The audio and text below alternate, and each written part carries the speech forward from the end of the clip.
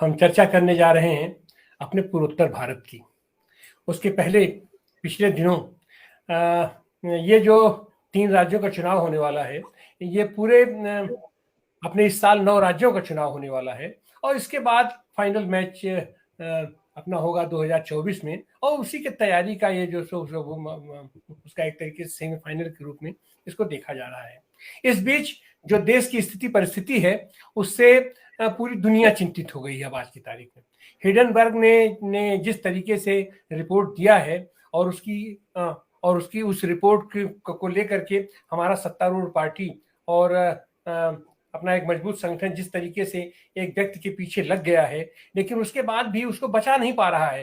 रोज उसके शेयर, उसकी कीमत रोज दर रोज गिरती चली जा रही है और उसकी प्रतिष्ठा को भारत की प्रतिष्ठा से जोड़ के देखा जा रहा है।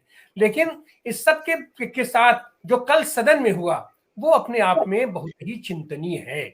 सदन में विपक्षी बड़े नेता के भाषण को डिलीट करवा देना, जबकि उसमें कहीं कोई असंसदीय शब्द नहीं है, कहीं कोई आक्रामक शब्द नहीं है, कहीं किसी के प्रति द्वेष नहीं है, घृणा नहीं है, लेकिन उसके बावजूद भी वह भाषण उनका चूंकि एक व्यक्ति केंद्रित था, एक व्यक्ति के ऊपर आरोप था और उस व्यक्ति का सीधा सीधा उसका जुड़ाव था अपने पीएम मोदी से। वो यही प्रश्न पूछ रहे थे कि मोदी जी बताएं, प्राइम मिनिस्टर बताएं कि अडानी के साथ उनका क्या संबंध है, अडानी को पूरे देश की संपदा क्यों दी जा रही है और पूरे देश की संपदा अगर अडानी के माध्यम से वहां लगी है तो अडानी के ऊपर जो ये आर्थिक प्रहार हो रहा है और वो जो दिन पर दिन लुढ़कते चले जा रहे हैं, इसका देश की अर्थव्यवस्था पर क्या असर पड़ेगा।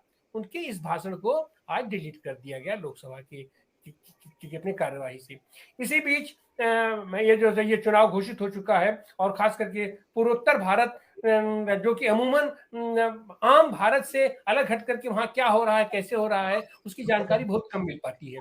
ऐसे में वहां के 7 सिस्टर स्टेट में से प्रमुख राज्य नागालैंड, मेघालय और त्रिपुरा से सब लोग परिचित हैं। एक लंबे अरसे तक वहां पर वामपंथी शासन रहा है, वामपंथी लोग रहे हैं और वामपंथी शासन का जो आइकॉन है माणिक सरकार के बराबर आज की तारीख में दुनिया के पैमाने पर कोई नेता नहीं है। इसको मानने में किसी को भी कोई गुरेज नहीं हो सकता। लेकिन एकाएक वामपंथी आंदोलन को, कम्युनिस्ट पार्टी को वहां से दरकिनार कर दिया गया, हटा दिया गया, हट ही नहीं गया। वो कम्युनिस्ट पार्टी को धुर विरोधी उसकी दक्षिणपंथी पार्टी ने वहां पर एक तरीके से कब्जा कर लिया और कब्जा ही नहीं किया, वहां जिस तरीके से बर्बरता के साथ लेनिन की मूर्ति और इनके तमाम मानकों को, तमाम इनके आइकॉन को वहां ध्वस्त करने की कोशिश की गई, वो अपने आप में निंदनीय है। और कोई भी जनतांत्रिक परंपरा, जनतंत्र को चाहने वाला कोई भी आदमी को आहत करने के लिए वो पर्याप्त है। वहां पर भी चुनाव होने जा रहा है।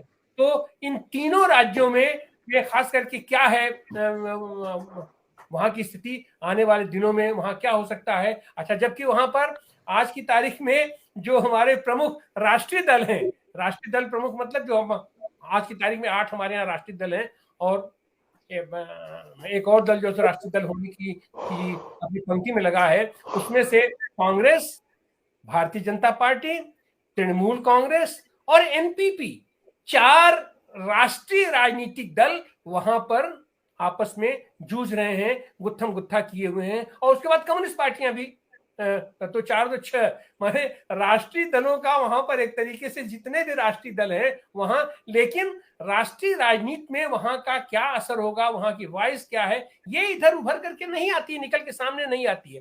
तो उस पर चर्चा करने के लिए आज हमारे पास एक प्रबुद्ध पैनल है। आइए हम आपको उनसे परिचय कराएं।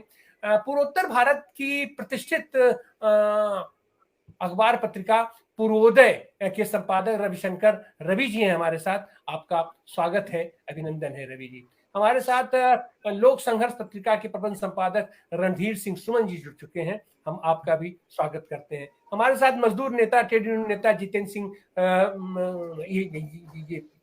सोधी जी हैं, हम आपका भी अभिनंदन करते हैं। आइए हम